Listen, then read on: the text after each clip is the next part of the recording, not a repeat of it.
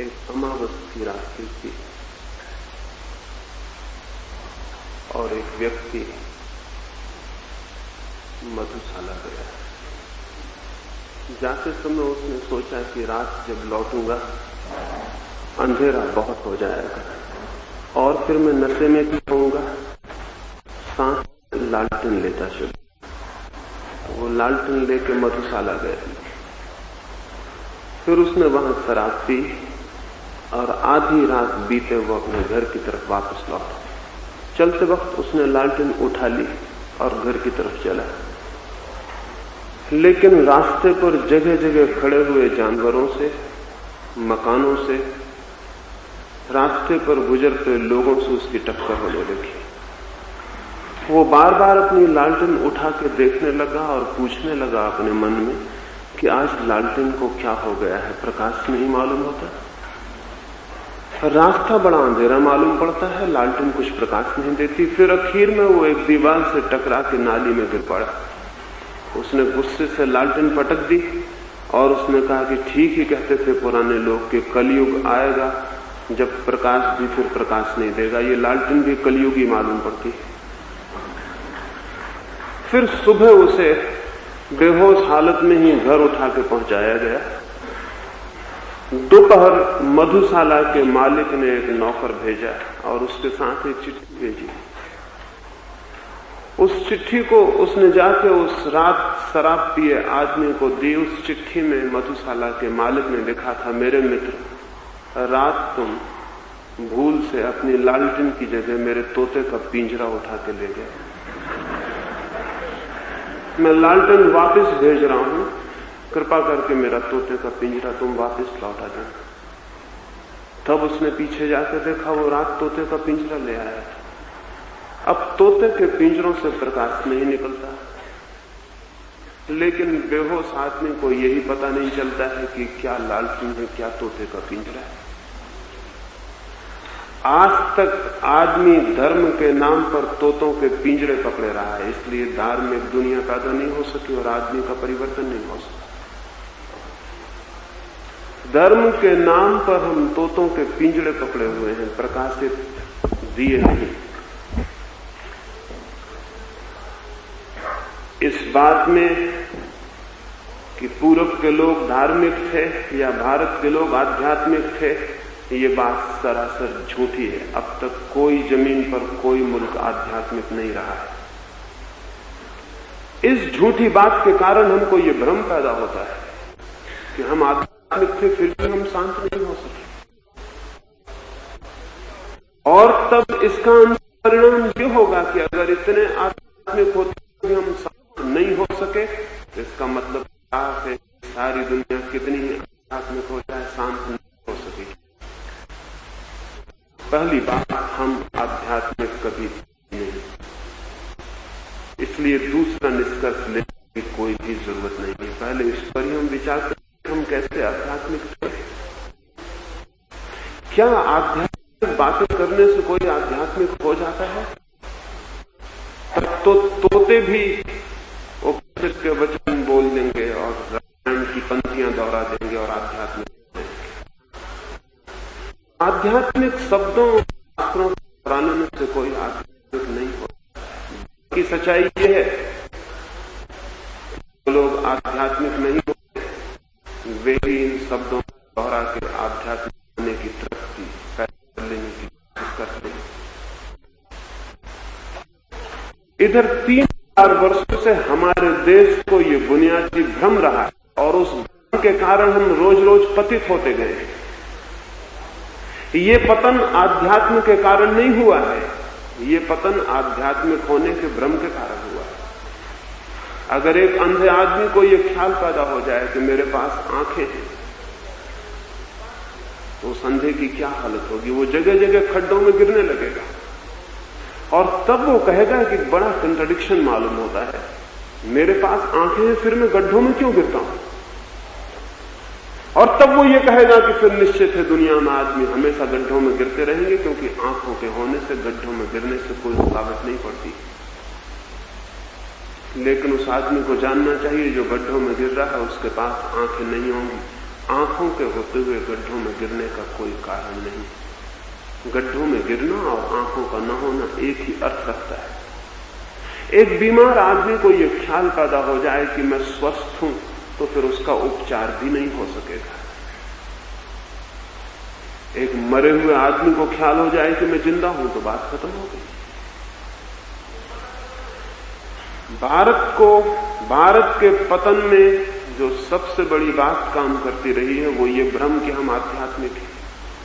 ये भ्रम कैसे पैदा हो गए? इस भ्रम के पैदा हो जाने के कुछ कारण हैं। पहली बात, दुनिया में अभी हम सारे लोग हैं, 2000 साल बाद हम में से शायद किसी का भी नाम स्मरण में नहीं रह जाएगा, लेकिन गांधी का नाम स्मरण में रह जाएगा। 2000 साल बाद लोग सोचेंगे कि गांधी के जमाने के लोग कितने धार्मिक थे। वे गांधी के हिसाब से सारी दुनिया के बाबत विचार करेंगे, और गांधी बिल्कुल अपवाद थे, एक्सेप्शन थे। गांधी नियम नहीं थे। गांधी हम सबके प्रतिनिधि नहीं थे। गांधी हम सबसे उल्टे और विरोधी थे। लेकिन 2000 साल बाद हम जो कि प्रतिनिधि हैं, असली आदमी हैं, ये भूल जाएंगे, और गांधी जो बिल्कुल अकेले हैं वो याद रह जाएंगे। और 2000 साल बाद लोग कहेंगे गांधी के जमाने के लोग कितने अच्छे थे। ये बात बिल्कुल झूठी होगी।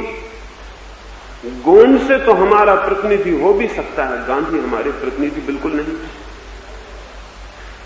अब हम पीछे की तरफ सोचते हैं, बुद्ध के जमाने के लोग बड़े अच्छे थे, क्योंकि बुद्ध हमें याद है। बुद्ध बिल्कुल अकेले आदमी है, वो जमाने के प्रतिनिधि नहीं। महावीर हमें याद है, क्राइस्ट हमें याद है, सुकरात हमें याद है, कृष्ण और राम हमें याद है।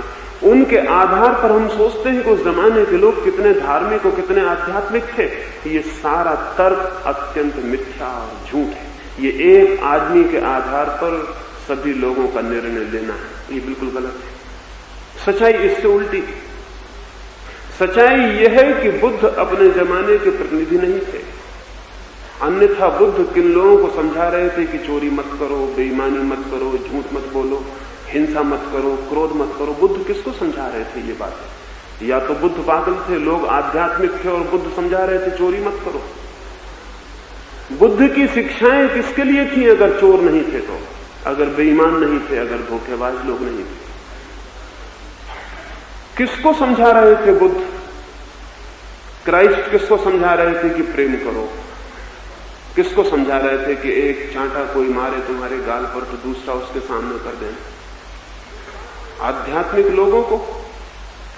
ये बातें उन लोगों को समझाई जा रही थी जो मानते थे कि कोई एक आंख तुम्हारी निकाले तो तुम दोनों आंखें उसकी निकाल लेना। ये लोग आध्यात्मिक नहीं थे। पृथ्वी पर आज तक कोई कौम, कोई समाज, कोई राष्ट्र आध्यात्मिक नहीं रहा।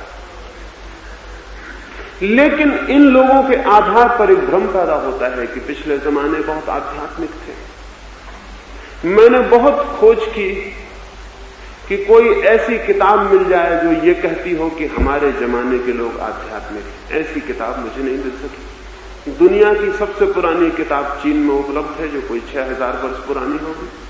उस किताब की भूमिका में लिखा हुआ है कि आजकल के लोग बहुत पतित हो गए हैं, पहले के लोग बहुत अच्छे थे। ये पहले के लोग कब थे? ये पहले के लोग कभी थे या ये मिथ? ये केवल कल्पना है। हर किताब कहती है पहले के लोग अच्छे थे। हर उपदेशक कहता है पहले के लोग अच्छे थे। अतीत अच्छा था, ये हम मान लेते हैं, और इससे एक कठिनाई, एक कंट्रडिक्शन, एक विरोधाभास खड़ा हो जाता है कि इतने दिनों तक हम आध्यात्मिक रहे और फिर हमारी ये स्थिति हो रही। ये हमारा पतन फिर समझाना बहुत कठिन हो जाता है। तब फिर एक ही रास्ता रह जाता है, या तो हम कलयुग के ऊपर दोष थोप दें कि ये युग ही खराब है, लेकिन ये बड़ी बचकानी दलील है। समय खराब नहीं होता, ना अच्छा होता है। युग खराब नहीं होते। तब फिर दूसरा रास्ता यह है कि हम पश्चिम के भौतिकवाद के ऊपर सारा दोष थोप दें, कम्युनिज्म के ऊपर, नास्तिकता के ऊपर, साइंस के ऊपर, मटेरियलिज्म के ऊपर और पश्चिम के ऊपर सारा दोष थोप दें कि पश्चिम के भौतिकवादियों ने सब बर्बाद कर दिया। ये भी बड़ी कमजोर और बड़ी नपुंसक दलील। किसी घर का दिया बुझ जाए और घर में अंधेरा हो जाए और घर के लोग बाहर जाके कहने लगे कि हम क्या करें, अंधेरे ने आके हमारे दिए को बुझा दिया, तो हम उस आदमी को कहेंगे कि तुम पागल हो गए हो, अंधेरे ने आज तक किसी के दिए को नहीं बुझाया। अंधेरा इतना कमजोर है कि वो दिए को कैसे बुझाएगा। दिया बुझ जाता है तो अंधेरा जरूर आ जाता है, लेकिन अंधेरा आके कभी किसी के दिए को नहीं बुझाता। भौतिकवाद अगर अध्यात्मवाद के दिए को बुझा दे तो दो कौड़ी का है वो अध्यात्मवाद। अगर विज्ञान की बातें अध्यात्म की बातों को बुझा दे तो दो कौड़ी की हैं वे अध्यात्म की बातें। कमजोर हैं बहुत, उन्हें जीने का और बच रहने का कोई हक भी नहीं। लेकिन ये बात ही झूठ है। अध्यात्म का दिया जलता हो तो भौतिकवाद का अंधेरा प्रवेश भी नहीं करता है, लेकिन अध्यात्म का दिया ही न जल रहा हो तो फिर भौतिकवाद का अंधेरा प्रवेश करता है। इसमें अंधेरे का कोई भी कसूर नहीं है, इस पर अंधेरे पर दोष देने की कोई भी जरूरत नहीं है। अंधेरे का कभी भी कोई कसूर नहीं रहा। मैंने सुना है एक बार अंधेरे ने जाकर भगवान से ये प्रार्थना की थी कि सूरज मेरे पीछे बहुत बुरी तरह पड़ा हुआ है, सुबह से सांझ तक मुझे परेशान करता है, रात में मैं विश्राम भी नहीं कर पाता कि फिर सुबह से हाजिर हो जाता है, सोते से मुझे जगा देता है, फिर मेरा पीछा करता है। ये हजारों लाखों वर्ष हो गए, मैं परेशान हो गया हूं, मेरी को समझ में नहीं आता। मैंने कभी कोई अहित किया हो सूरज का, इसका भी पता नहीं, मेरे याद में भी नहीं है कि कभी कोई भूल चूक मुझसे हुई हो, फिर भी सूरज मेरे पीछे क्यों परेशान कर रहा है मुझे। भगवान ने सूरज को बुलाया और उससे कहा कि तुम अंधेरे के पीछे क्यों पड़े हो, क्यों उसे सता रहे हो, क्या उसने तुम्हारा बिगाड़ा है। सूरज ने कहा अंधेरा, अंधेरे से मेरी कोई अब तक मुलाकात ही नहीं हुई, मैं उसे पहचानता भी नहीं।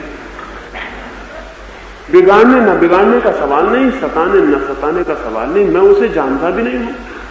फिर भी आप कहते हैं तो ठीक ही कहते होंगे, अंधेरे को मेरे सामने बुला लें तो मैं क्षमा मांग लूं और उसे पहचान भी लूं ताकि आगे मुझसे कोई भूल न हो सके। इस बात को हुए भी लाखों वर्ष हो गए, वो मामला अभी भगवान की फाइल में ही पड़ा हुआ है। वो अंधेरे को अब तक सूरज के सामने नहीं ला सके हैं, वो ला भी नहीं सकेंगे कभी, क्योंकि अंधेरा केवल सूरज के अभाव का नाम है, वो केवल एब्सेंस है, वो किसी चीज की उपस्थिति नहीं है, वो किसी चीज की अनुपस्थिति, वो केवल प्रकाश का न होना है।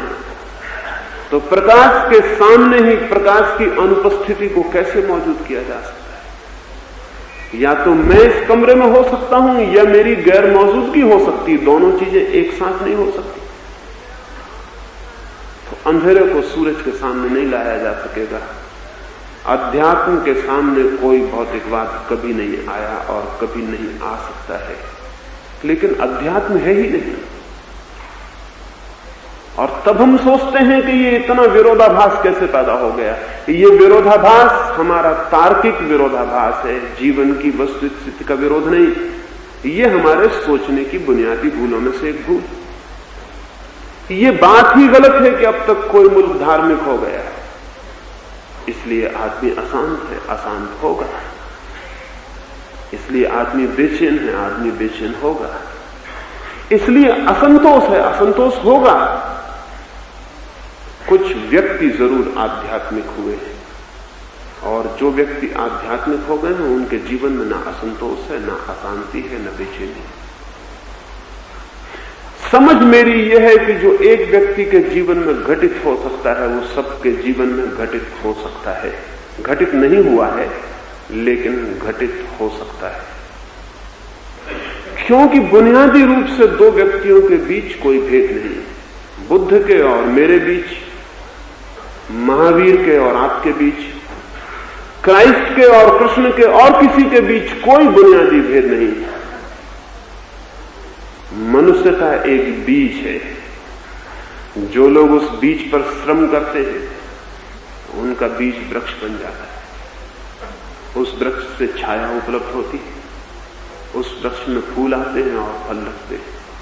लेकिन जो बीज ही पड़े रह जाते हैं, बीज ही बने रह जाते हैं, उनको छाया नहीं उपलब्ध होती, नहीं फूल उपलब्ध होते, नहीं फल उपलब्ध होते। लेकिन इससे ये सोच लेने का कोई भी कारण नहीं कि उन बीजों के भीतर भी उतनी सामर्थ्य नहीं है जितनी दूसरे बीजों के भीतर थी।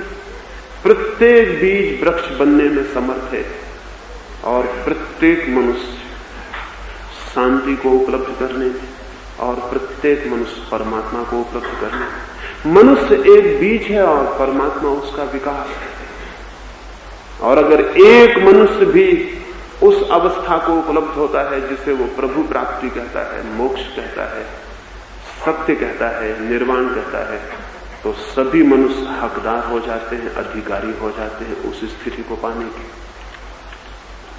लेकिन ये नहीं हो सका है अब तक, ये बात बिल्कुल ही सच है। और जिन रास्तों का हमने अब तक प्रयोग किया है, अगर उन्हीं का आगे भी प्रयोग जारी रखते हैं तो ये आगे भी नहीं हो सकेगा, ये भी सच है।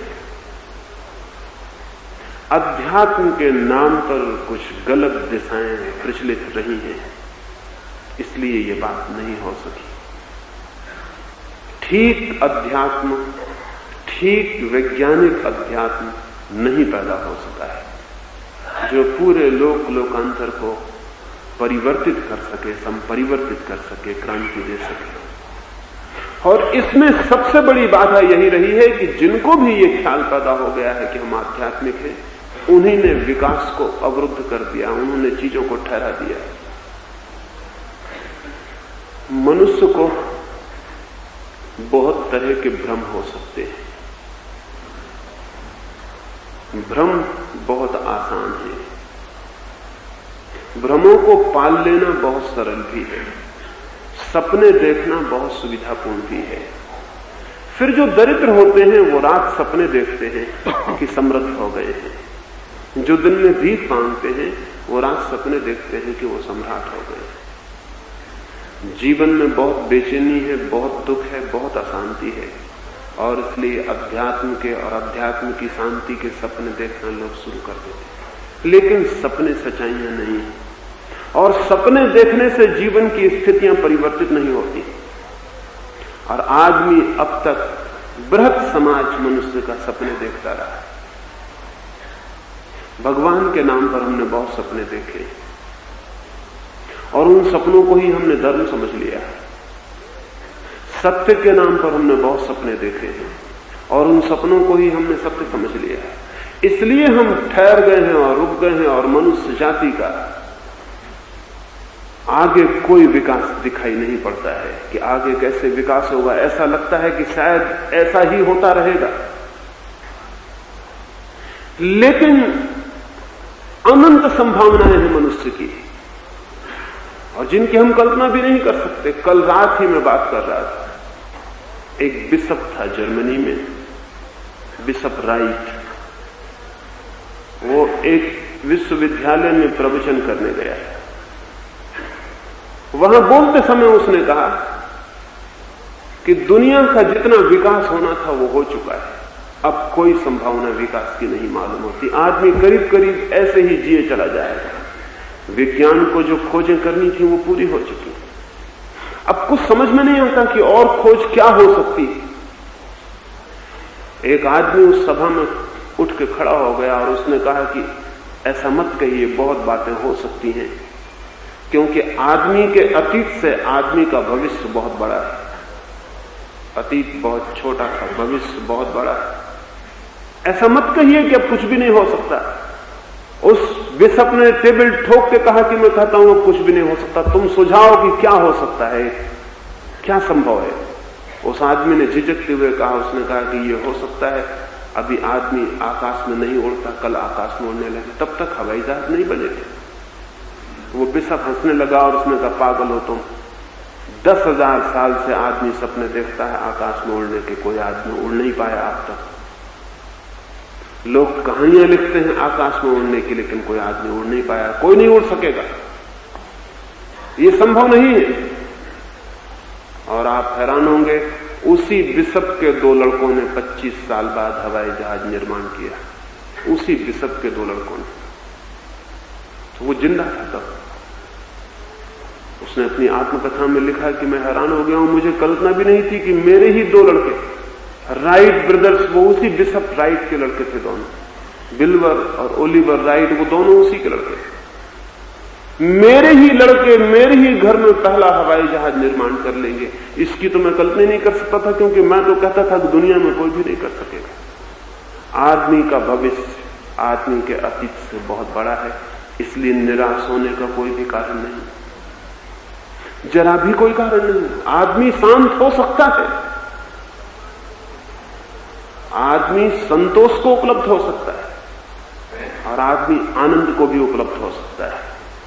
दुख और चिंता और अशांति मनुष्य की नियति नहीं, मनुष्य की भूल है। बीमारी मनुष्य की नियति नहीं है, मनुष्य का दोष है। स्वास्थ्य संभव है,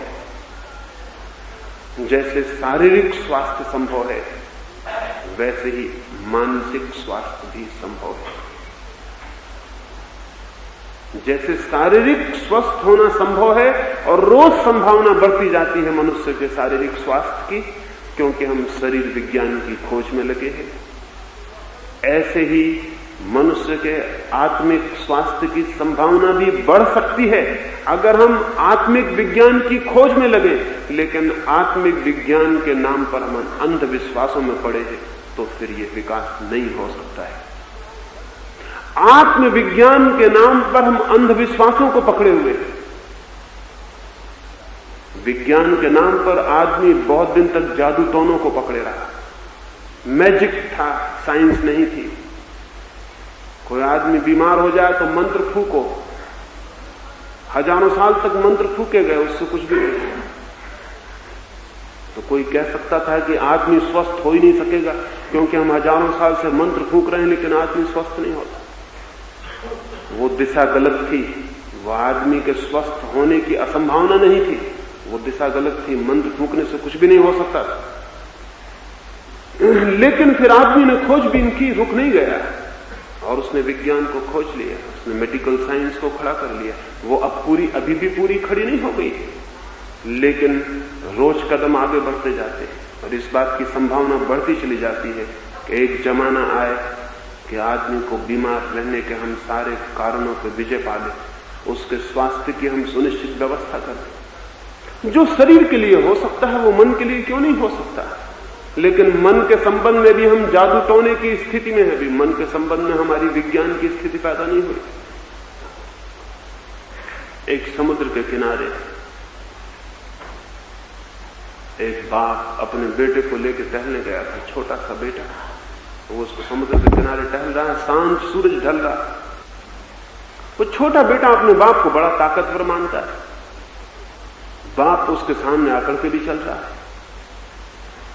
जो भी बच्चा पूछता है वो उत्तर दे रहा है, और बच्चे को सभी उत्तर सही मालूम पड़ते हैं, क्योंकि बाप कह रहा है तो ठीक ही कह रहा होगा। हालांकि बाप के दिए गए उत्तर में और बच्चों के दिए गए उत्तर में कोई बहुत बुनियादी फर्क नहीं होता, अज्ञान करीब करीब बराबर। बच्चे की प्रशंसा भरी आंखों से बाप बहुत खुश हो गया। तट पर कोई भी नहीं है, फिर सूरज डूबने लगा। उसने अपने लड़के से कहा कि देख, अब मैं सूरज को आज्ञा देता हूं कि डूब जा। और उसने जोर से कहा कि गो डाउन, गो डाउन। वो सूरज तो डूब ही रहा था, तो सूरज डूब गया। वो बच्चा चकित खड़ा रह गया। उसने अपने बाप को कहा, do it again daddy, do it again.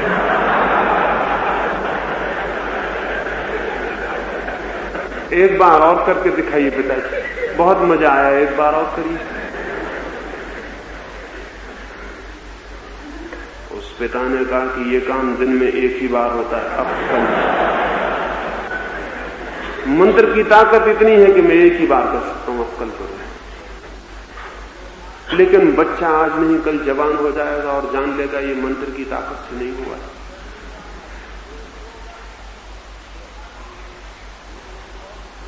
आदमी अपने बचपन से गुजरा है जहां तक पदार्थ का संबंध है, लेकिन आदमी अपने बचपन से नहीं गुजर सका अब तक जहां तक अध्यात्म का संबंध है।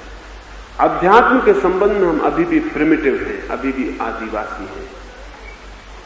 विज्ञान के संबंध में हम थोड़े विकसित हुए हैं, पदार्थ के संबंध में हमारी जानकारी बढ़ी है, लेकिन अध्यात्म के संबंध में अभी हम उतने ही आदिवासी हैं जितने 10,000 साल पहले आदमी था। क्यों हम आदिवासी रह गए हैं अध्यात्म की दिशा में? क्यों हम जंगलों के निवासी हैं अब तक अध्यात्म की दिशा में? कुछ कारण हैं जिनकी वजह से यह हो गया है। कुछ 1-2 कारणों पर आज मैं आपसे बात करूंगा, फिर मैं आपसे बात करूंगा। पहली तो बात, विज्ञान संदेह से विकसित हुआ और धर्म विश्वास के कारण मर गया। विज्ञान का सारा विकास हो सका डाउट के कारण, संदेह के कारण, और धर्म का विकास नहीं हो सका विश्वास के कारण, बिलीफ के कारण। और धर्म का विकास नहीं हो सकेगा कभी भी अगर वो विश्वास से ही बंधा रखा गया तो। विश्वास का मतलब ही होता है विकास नहीं। विश्वास में आगे जाने के लिए कोई गति नहीं है। विश्वास गोल चक्कर है जिसमें आप घूम सकते हैं लेकिन आगे नहीं जा सकते। विश्वास कोल्हू के बैल की तरह है, चक्कर लगाता रहता है, लगाता रहता है। मैंने सुना है बंगाल में एक बहुत बड़ा विशारद था, वो एक दिन सुबह अपने गांव के तेली के पास तेल खरीदने गया था। वो तेल खरीदने लगा, उसने देखा कि तेली के पीछे ही उसका कोल्हू चल रहा है, बैल कोल्हू को चला रहा है। कोई उसको चला नहीं रहा, बैल खुद ही चले जा रहा है। तो उसने उस तेली को पूछा कि मेरे दोस्त, बड़ी अजब बात है, तुम्हारा बैल बड़ा धार्मिक मालूम होता है, कोई उसे चला भी नहीं रहा और वो चला जा रहा है, चला जा रहा है। उसको शक भी नहीं होता कि रुक के देख ले कि कोई पीछे चलाने वाला भी है या नहीं, तुम तो पीठ किए बैठे हो। उस तेली ने कहा, अगर तुम बैल को धार्मिक कहते हो तो मुझको एक पुरोहित समझ लो।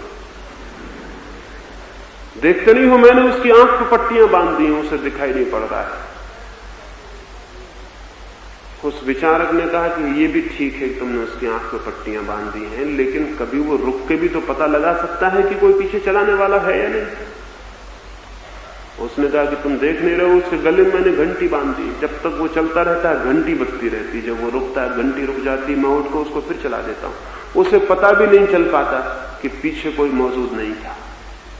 उस विचारक ने कहा, एक अंतिम प्रश्न और, बैल बड़ा नासमझ मालूम होता है, खड़े होकर सिर हिलाता रहे तो घंटी बजती रहेगी और तुम समझोगे कि बैल चल रहा है। उस तेली ने कहा, महाराज धीरे बोलिए कहीं आपकी बात बैल ना सुन ले, हमारा सारा धंधा ही चौपट हो जाए। अगर बैल को यह पता चल जाए कि सिर खड़े रह के घंटी बजाई जाए। धर्म के नाम पर धंधा है, धर्म के नाम पर पुरोहित है, पादरी है, पंडित है, धर्म के नाम पर शोषक है। धन का ही शोषण नहीं हुआ है मनुष्य जाति में, धर्म के नाम पर उससे भी बड़ा शोषण हुआ। मनुष्य के शरीर को ही गुलाम नहीं बनाया गया, उसकी आत्मा और उसके मन को भी गुलाम बनाने के सब उपाय किए गए। और उन सब उपायों की जड़ में और बुनियाद में विश्वास की शिक्षा है। श्रद्धा करो, विश्वास करो, जो कहा गया है उसको मानो, शक मत करो, संदेह मत करो। जो बात मान ली जाती है उसके आगे विकास रुद्ध हो जाता है। मानी गई बात विकास के लिए पत्थर बन जाती है, द्वार बंद हो जाता है। जिस बात पर हम शक करते हैं, संदेह करते हैं, उस बात पर हम आगे बढ़ते हैं। विज्ञान का सारा विकास इधर 300 वर्षों में हुआ। उसके पहले के 10,000 वर्षों में जो नहीं हुआ वो 300 वर्षों में हुआ, और इधर पिछले 30 वर्षों में जो हुआ वो पूरे मनुष्य जाति के इतिहास में नहीं हुआ था।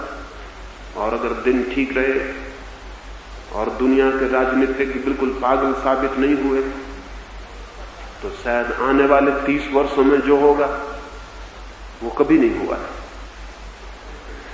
क्योंकि इन 300 वर्षों में आदमी ने पहली बार संदेह किया। पदार्थ के संबंध में संदेह का जन्म हुआ तो विज्ञान पैदा हो गया। आत्मा के संबंध में संदेह का जन्म होगा तो अध्यात्म पैदा होगा। लेकिन आत्मा के संबंध में हम सोचते हैं कि विश्वास करना चाहिए, संदेह नहीं। क्यों विश्वास करना चाहिए? और जिस बात पर हम विश्वास कर लेते हैं जो हमारी जानी हुई नहीं, हमारी देखी हुई नहीं, जो हमारा अनुभव नहीं, जो किसी और का अनुभव है, जो किसी और का जाना हुआ है, जब हम उस पर विश्वास कर लेते हैं तो हम अपनी आंख पे पट्टियां बांध लेते हैं। सत्य कोई ऐसी चीज नहीं है कि कोई दूसरा जाने और आपको दे दे। सत्य स्वानुभव से ही उपलब्ध होता है। मैं प्रेम करूंगा तो मैं प्रेम को जानूंगा। मैं प्रेम पर कितने ही ग्रंथ पढ़ लूं और कितने ही गुरुओं के चरणों में बैठ के शिक्षा ले लूं, लेकिन प्रेम अगर मैंने नहीं किया तो मैं प्रेम को नहीं जान पाऊंगा। प्रेम के संबंध में जान लेना और प्रेम को जान लेना दो भिन्न बातें हैं। धर्म के संबंध में जान लेना और धर्म को जान लेना दो भिन्न बातें हैं। धर्म विश्वास से नहीं, विवेक से उपलब्ध होता है, और विवेक श्रद्धा से नहीं, संदेह से उपलब्ध होता है। पहली बात विचार कर लेनी जैसी है कि धर्म की साइंस, धर्म का विज्ञान नहीं पैदा हो रहा है क्योंकि हम संदेह के लिए बहुत भयभीत, हम संदेह करने में डरे हुए।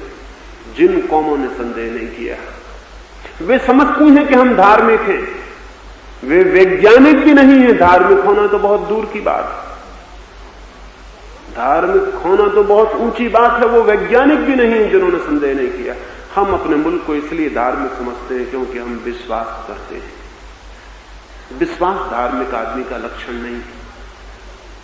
विश्वास अंधे आदमी का, सुस्त आदमी का, काहिल आदमी का लक्षण, आलसी आदमी का लक्षण। एक आदमी बाजार में हंडी खरीदने जाता है तो चार तरफ से ठोक कर देखता है, 2 पैसे की हंडी खरीदता है, सब तरफ से ठोक पीट कर देखता है कि वो ठीक है या नहीं। कितना ही दुकानदार कहे कि बिल्कुल ठीक है, हमारी दुकान पर बिल्कुल ठीक हंडी ही बिकती, लेकिन वो कहता है ठीक कहते हैं आप, लेकिन मैं ठोक कर देख लेना चाहता हूं। लेकिन धर्म के दुकानदार कहते हैं हंडी ठोक कर मत देखना, हम जो देते हैं वो आंख बंद करके ले लेना, क्योंकि तुमने आंख खोली कि नरक में गए। आंख खोलना ही मत, आंख खोलने वाले लोग भटक जाते हैं। आंख बंद करके जो स्वीकार करते हैं वही परमात्मा तक पहुंचते हैं। मैं आपसे कहता हूं, कोई आदमी अगर आंख बंद करके परमात्मा भी पहुंच जाए तो ऐसे पहुंचने से इनकार कर देना चाहिए, क्योंकि आंख बंद किए हुए जो चलेगा वो कहीं भी पहुंच जाए, सत्य पर नहीं पहुंच सकता, वो किसी सपने में ही पहुंच सकता है। सपनों के लिए आंख बंद रखना जरूरी है, सत्य के लिए आंख खोलना जरूरी है। और जो भगवान खुली आंख से उपलब्ध नहीं हो सकता, उस भगवान को उपलब्ध करने की कोई भी जरूरत नहीं। लेकिन खुली आंख से भगवान उपलब्ध हो सकता है, और मैं तो निवेदन करूंगा सिर्फ खुली आंख वाले लोगों को ही उपलब्ध होता है, बंद आंख वाले लोगों को नहीं। लेकिन बंद आंख का सिलसिला जारी रहा है, और जो कौम जितनी बंद आंख रख सकी है उतनी ही वो कौम अपने को धार्मिक समझती रही। वो धार्मिक जरा भी नहीं। जब तक मेरा अनुभव मुझे पदार्थ के ऊपर किसी चीज की स्वीकृति न दे, जब तक मेरा अनुभव मुझे अज्ञात की दिशा में कोई कदम बढ़ाने के लिए न कहे, जब तक मेरा अनुभव मुझे पारलौकिक की तरफ उठने का मौका न दे, तब तक मेरी सारी बातचीत, सारी श्रद्धा मुझे अंधा ही करेगी, मुझे भटकाएगी ही, मुझे आगे नहीं ले जा सकती। वो मुझे परतंत्र करेगी, मुझे स्वतंत्र नहीं कर सकती है। और हम धार्मिक आदमी को कहते हैं मुक्त। जो विश्वास से बंधा है वो मुक्त कैसे हो सकता है? विश्वास की जंजीर तोड़ देनी जरूरी है ताकि विवेक का जन्म हो सके। मनुष्य के जीवन में, चेतना के विकास में हम उल्टी चीजों से बंधे हों और उल्टी चीजों की कामनाएं करते हों तो विरोधाभास पैदा होगा ही। एक आदमी कहता हो मुझे प्रकाश के दर्शन करने हैं और आंख बंद किए हो, और कहे कि मुझे तो सैकड़ों साल हो गए आंख बंद किए हुए लेकिन प्रकाश के दर्शन नहीं होते, तो हम उससे कहेंगे ये विरोधाभास तुम्हारी बंद आंख के कारण पैदा हो रहा है। परमात्मा सबसे बड़ा प्रकाश। खुली हुई आंखें चाहिए, शरीर की ही आंखें नहीं, चेतना की आंखें भी खुली चाहिए। विश्वास चेतना की आंखों को बंद कर देता है, विश्वास अंधा बनाता है। फिर चाहे वो विश्वास हिंदू का हो, चाहे मुसलमान का, चाहे जैन का, चाहे ईसाई का, फिर चाहे वो विश्वास आस्तिक का हो, चाहे नास्तिक का, फिर वो चाहे विश्वास कम्युनिस्ट का हो, चाहे गैर कम्युनिस्ट का। विश्वास मात्र मनुष्य को अंधा बनाता है। हिंदू और मुसलमानों में बहुत विरोध है। ईसाइयों में, बौद्धों में बहुत विरोध है, लेकिन एक बात में वे सब सहमत हैं कि आदमी को विश्वास करना चाहिए। ये बुनियादी सीक्रेट है पूरे धंधे का, इसमें कोई विरोध नहीं है, इसमें हिंदू और ईसाई में कोई झगड़ा नहीं है, इसमें जैन और बौद्ध में कोई झगड़ा नहीं कि विश्वास होना चाहिए। इस एक बात पर दुनिया के सभी लोग सहमत हैं कि विश्वास होना चाहिए, क्योंकि विश्वास के बिना जो वो चला रहे हैं वो तो नहीं चल सकता। दुनिया में धर्म तो हो सकता है संदेह के कारण, लेकिन हिंदू, ईसाई, मुसलमान, जैन नहीं हो सकते। संदेह होगा तो हिंदू मुसलमान विदा हो जाएंगे। धर्म रहेगा, धर्म आएगा, लेकिन हिंदू मुसलमान के रहने की कोई जगह नहीं रह जाएगी। क्या आप सोच सकते हैं कि हिंदू की गणित अलग हो सकती है, ईसाई की गणित अलग? क्या आप सोच सकते हैं कैथोलिक की केमिस्ट्री अलग और प्रोटेस्टेंट की केमिस्ट्री अलग हो सकती है? क्या आप सोच सकते हैं भूगोल जैनियों का अलग होगा, बौद्धों का अलग होगा? नहीं, पदार्थ के जगत में एक ही बात होगी। 100 डिग्री पे पानी गर्म होता है तो चाहे हिंदू गर्म करे चाहे मुसलमान गर्म करे, 100 डिग्री पे गर्म होता है। पानी ये नहीं कहता कि तुम मुसलमान हो, तुम्हारी कुरान अलग, तुम्हारे भगवान अलग, तुम्हारी मस्जिद अलग, तो हम तुम्हारे लिए अलग ढंग से गर्म होंगे। पानी गर्म होता है 100 डिग्री पर, चाहे कोई गर्म करे। पानी का नियम एक है, पदार्थ का नियम एक है। परमात्मा के नियम अनेक कैसे हो सकते? कोई नियम अनेक नहीं हो सकते। नियम हमेशा सार्वभौम होते हैं, यूनिवर्सल होते हैं। जमीन पर 300 धर्म है, 300 साइंस हो सकती है जमीन पर। जिस दिन जमीन पर 300 साइंस होंगी, समझ लेना कि जमीन एक बड़ा पागलखाना हो गया। लेकिन 300 धर्म है जमीन पर, और रोज खड़े होते जाते हैं, क्योंकि एक पागल आदमी को यह ख्याल पैदा हो जाए कि मुझे सत्य उपलब्ध हो गया है, और वो जोर से टेबल पीट के कह सके कि मुझे सत्य उपलब्ध हो गया है। 10-25 कमजोर आदमी कपते हुए उसके पास इकट्ठे हो जाएंगे। इसलिए नहीं कि उसको सत्य उपलब्ध हो गया है, इसलिए कि वो जोर से बोलता है। जोर से बोलने का बड़ा प्रभाव पड़ता है। एक गुरु, एक बहुत बड़ा वकील अपने शिष्य को समझा रहा था। उसकी सारी शिक्षा पूरी हो गई थी और कल ही वो अदालत में जाने को था। उसके गुरु से उसने पूछा कि अब आखिरी संदेश क्या है मेरे लिए, कल मुझे अदालत में जाना है। उस बूढ़े वकील ने कहा, एक बात ध्यान में रखना, अगर कानून तुम्हारे पक्ष में हो तो वकील के सिर पर हैमर करना, बिल्कुल कानून ही कानून ठोकना उसके सिर पर, एकदम हथौड़ी की चोट कानून की बात करना। उस युवक ने पूछा, अगर कानून मेरे पक्ष में ना हो? तो उसने कहा, फिर मजिस्ट्रेट के हृदय पर चोट करने की कोशिश करना, उसकी सहानुभूति पाने की कोशिश करना, फिर कविता पढ़ना और काव्य की बातें करना और उसकी दया को प्रभावित करने की कोशिश करना। और उसने कहा कि अगर मेरा मामला ऐसा भी ना हो कि जिसको सहानुभूति मिल सके, तो उसने कहा फिर जोर जोर से टेबल पीटना, इतने जोर से पीटना कि सारी अदालत समझे कि जो आदमी इतने जोर से टेबल पीट रहा है वो ठीक ही पीट रहा होगा, क्योंकि कोई झूठा आदमी इतने जोर से टेबल पीटता है। एक पागल आदमी को यह ख्याल पैदा हो जाए कि मैं पैगंबर हूं, मैं तीर्थंकर हूं, मैं अवतार हूं, मैं फला हूं ढिका, और सिर्फ पागलों को ही ये ख्याल पैदा होते हैं, किसी समझदार आदमी को ये ख्याल पैदा नहीं होते। धार्मिक आदमी को यह ख्याल पैदा नहीं होते कि मैं तीर्थंकर हूं, मैं अवतार हूं, मैं पैगंबर हूं, मैं ही ईश्वर का संदेश लेकर आया हूं। ये सब विक्षिप्त और न्यूरोटिक दिमागों के लक्षण हैं। धार्मिक आदमी को तो ये ख्याल होता है, मैं हूं ही नहीं, मैं क्या संदेश लेके आऊंगा। धार्मिक आदमी तो वो है जो परमात्मा में मिट जाता है। और अभी हम उन धार्मिक लोगों को पकड़े बैठे हैं जिनकी घोषणाएं, जिनके अहंकार की घोषणाएं बड़ी मजबूत हैं कि मैं ये हूं, मैं वो हूं, और कमजोर लोग उनके आसपास इकट्ठे हो जाए और एक नया धर्म खड़ा हो जाए। सारी दुनिया में धर्म बढ़ते चले गए, लेकिन धार्मिकता कम होती चली गई। धार्मिकता बढ़ ही नहीं सकती धर्मों के बढ़ने के साथ। दुनिया में जिस दिन भी मनुष्य विवेक और संदेह और विचार से सोचेगा, उस दिन धर्म बचेगा। धर्मों के बचने की कोई जगह नहीं रह जाएगी। रिलीजन होगा, रिलीजन नहीं हो सकते। और जब तक रिलीजन से, जब तक धर्म है, तब तक अध्यात्म संभव नहीं है।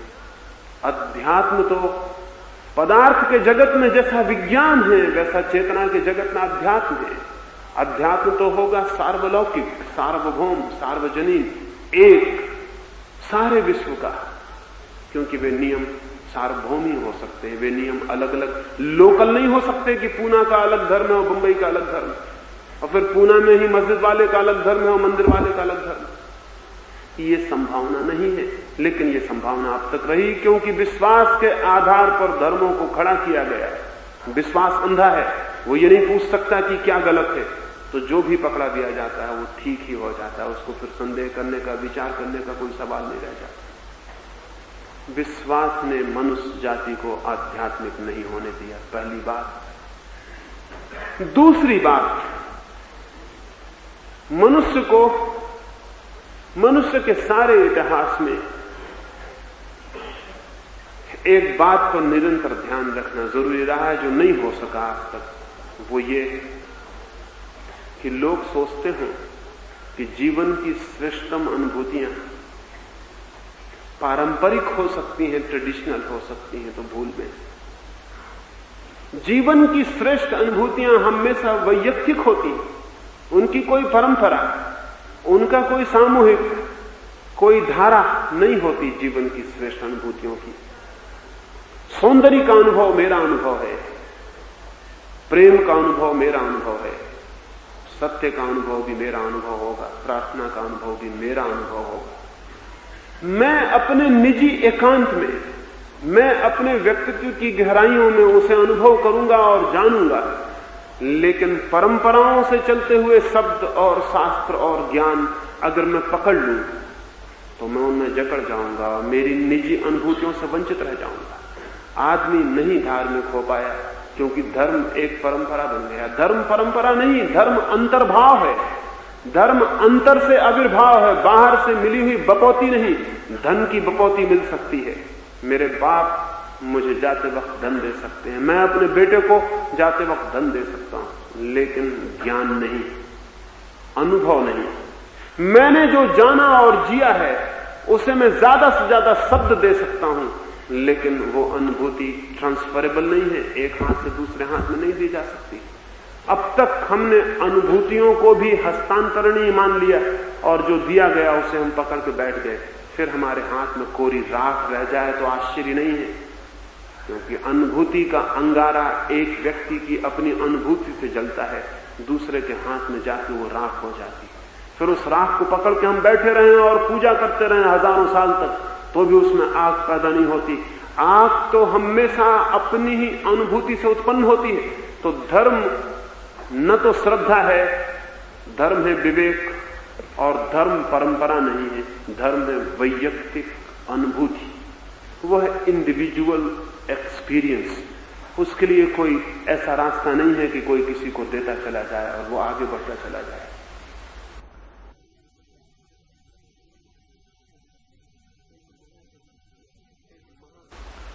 एक महाकवि समुद्र के किनारे गया हुआ था, वहां उसने सुबह ही जाकर देखा कि बहुत सुंदर हवाएं हैं, सूरज निकला है, बड़ी ताजी रोशनी है, बड़ी सुगंध और शीतलता से भरी हुई हवाओं में वो आनंद से नाच उठा और गीत गाने लगा।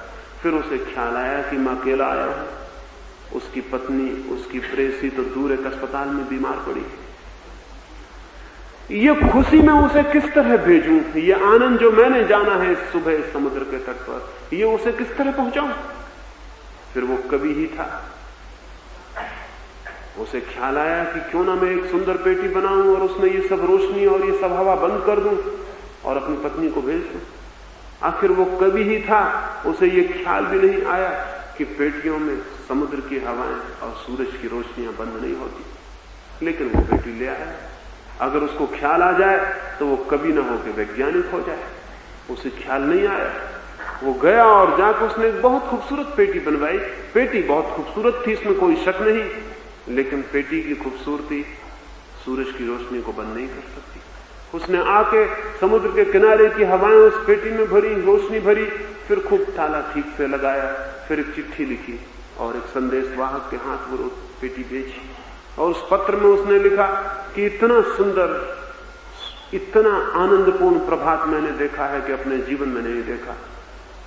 तुम वंचित न रह जाओ, इसलिए नमूने के लिए थोड़ा सा भर के मैं पेटी में तुम्हारे पास भेज रहा हूं। वो चिट्ठी पहुंच गई। उसकी पत्नी थोड़ी तो हैरान हुई, क्योंकि स्त्रियां चाहे कितनी ही भावुक हों, कवियों से कम भावुक होती। थोड़ी तो हैरान हुई कि पेटी में कैसे ये आ सकता है, लेकिन हो सकता है महाकवि था उसका पति। और कवि क्या नहीं कर सकते हैं, जहां कोई नहीं पहुंचता कहते हैं कवि वहां पहुंच जाते हैं। शायद कोई तरकीब क्यों हो। उसने पेटी खोली, वहां तो खाली पेटी थी, न वहां कोई सुगंध थी, न वहां ठंडी हवाएं थी, न वहां कोई रोशनी थी। वो बहुत हैरान हो गई। उसने अपने पति को खबर भेजी कि पेटी पहुंच गई, पत्र भी पहुंच गया, लेकिन जो तुमने भेजा था वो शायद पीछे ही छूट गया, वो नहीं आ पाया। सत्य के और परमात्मा के सागर के किनारे भी कुछ लोग पहुंच जाते हैं, फिर उन्हें वहां अपने प्रेमियों की याद आती है, फिर उन्हें ख्याल आता है कि यह अनुभव परमात्मा के निकट आके जो उपलब्ध हुआ, इसे अपने प्रेमियों के पास कैसे भेजते। उनका प्रेम ठीक है, उनकी करुणा ठीक है, उनका स्मरण ठीक है, उनकी दया ठीक है। वे बड़ी अनुकंपा से भरते हैं और शब्दों की पेटियों में उस अनुभव को भर के भेज देते। फिर हमें गीता मिल जाती, कुरान मिल जाता, बाइबल मिल जाती, धम्मपद मिल जाता, एक से एक बढ़िया शास्त्र मिल जाते। लेकिन उस कवि की पत्नी ने जितनी समझदारी बरती, उतनी समझदारी हम नहीं बरत पाते। शब्द मिल जाते हैं, पत्र मिल जाते हैं, पेटी मिल जाती है, लेकिन जो उन्होंने जाना था परमात्मा के निकट पहुंचकर, वो नहीं आता शब्दों में। कोरे खाली शब्द हमारे पास आ जाते हैं, हम उन्हीं शब्दों को पकड़ के बैठ जाते हैं, हम उन्हीं शास्त्रों को पूजा करने लगते हैं, हम उन्हीं शास्त्रों को लेकर नाचने गाने लगते हैं। हम अगर ये शास्त्र हमें इतना ही ख्याल दिला सके कि नहीं, जो लोग पहुंचे हैं उस किनारे पर, उन्होंने तो बहुत प्रेम से खबर भेजी है, लेकिन वो खबर आ नहीं पाई। शब्द आ गए, अनुभव नहीं आते हैं, अनुभव पीछे ही छूट जाते हैं। अगर हमें ये ख्याल आ जाए तो शायद शास्त्रों को हम पकड़े नहीं, तो शायद शब्दों को हम पकड़े नहीं, तो शायद शास्त्र और शब्द हमारे भीतर एक प्यास जगा के शांत हो जाएं और सागर के किनारे पहुंचने की तीव्र अभिप्सा हमारे भीतर पैदा हो जाए। शायद हम भी वहां जाना चाहें जहां बुद्ध ने जाके जाना, जहां कृष्ण ने जाके नाचा, जहां क्राइस्ट ने जाके पहचाना। शायद हम भी वहां जाना चाहें, लेकिन नहीं, हम यहीं तृप्त हो जाते हैं, पेटियों को, शब्दों को पकड़ के बैठ जाते हैं। एक मंदिर बना लेते हैं अपने घर में, हमारी गीता का मंदिर, हमारे बाइबल का मंदिर, हमारे कुरान का मंदिर है। फिर हम पूजा करते हैं और यहीं तृप्त हो जाते हैं। और वो सागर जिसके पास जाना जरूरी था और भी दूर रह जाता है, हमारी आंख भी उस तरफ उठनी बंद हो जाती है। धर्म शास्त्र में नहीं है, धर्म अनुभूति में है। शास्त्र अनुभूति से निकले हुए उच्छिष्ट से ज्यादा नहीं, झूठे से ज्यादा नहीं, लेकिन उनको पकड़ के, परंपराओं को पकड़ के, सिद्धांतों को पकड़ के आदमी रुक गया, इसलिए आदमी आध्यात्मिक नहीं हो पाया।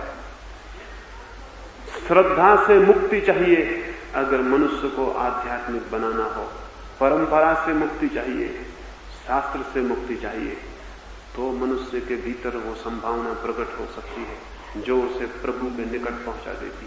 प्रभु तो बहुत बहुत निकट है, लेकिन हम कुछ पीठ किए हुए खड़े। सत्य तो हम सबके हाथ की संभावना है, लेकिन हम असत्य को पकड़ के बैठे हुए। जहां हम पहुंच सकते हैं वहां हम नहीं पहुंच पा रहे हैं, क्योंकि हम कुछ गलत दिशाओं में यात्राएं कर रहे हैं। ये इस कारण आदमी आज तक शांति को, आनंद को, प्रेम को उपलब्ध नहीं हो सका है। लेकिन निराश होने का कोई भी कारण नहीं। जो आज तक नहीं हो सका वो कल ही हो सकता है, वो आज ही हो सकता है। जो 10,000 वर्षों में नहीं हुआ वो कल हो सकता है। कल की संभावना अनंत है। लेकिन अगर हम कल की पिटी हुई लकीरों पर ही चलते जाएं तो नहीं होगा, क्योंकि वे पटी लकीरें आज तक आदमी को कहीं भी नहीं ले जा सकी।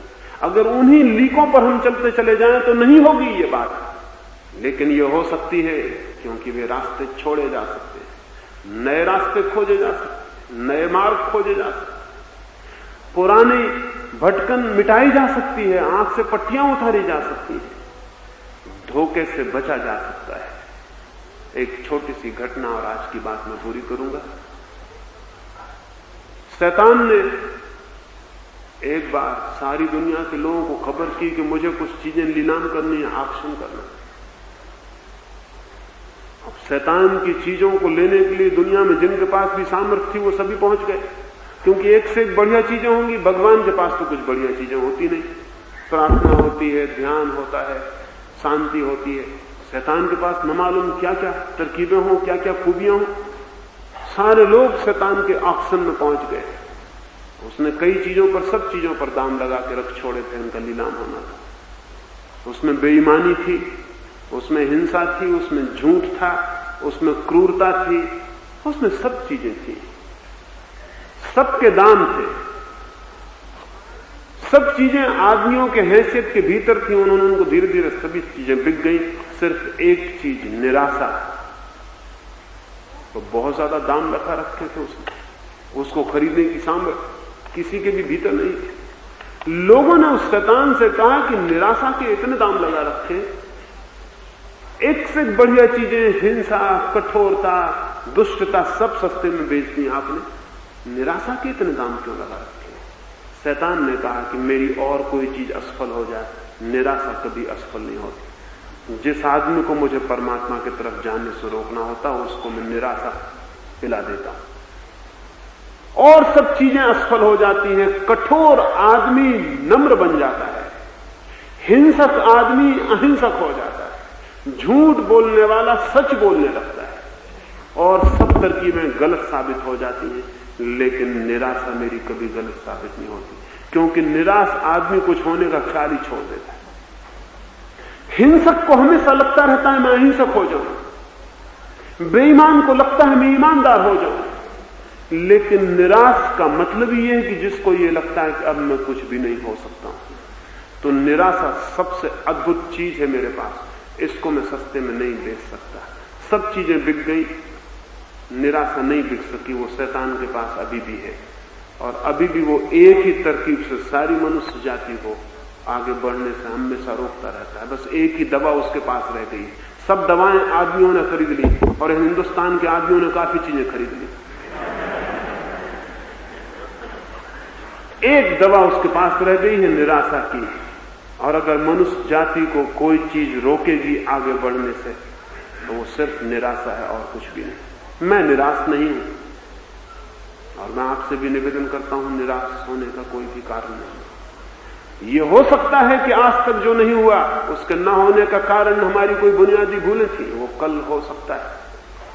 रोज नई चीजें होती चली जाती हैं, जिंदगी रोज नई हो जाती है और नए रास्ते ले लेती है। धर्म के मामले में हम पुराने रास्तों से पागल की तरह चिपके हुए, उन पर हमने चिंतन, विचार, संदेह सब बंद कर दिया। हमारा विवेक अवरुद्ध हो गया है। ये विवेक जागृत हो तो मनुष्य के जीवन में एक नई क्रांति आ सकती है। मानवीय चेतना एक नई क्रांति से गुजर सकती है। ये क्रांति कैसे हो सकती है, इस संबंध में आने वाली चर्चाओं में मैं आपसे बात करूंगा। मेरी बातों को इतनी शांति और प्रेम से सुना, उसके लिए बहुत बहुत अनुग्रहित हूं। और अंत में सबके भीतर बैठे परमात्मा को प्रणाम करता हूं। मेरे प्रणाम स्वीकार करें।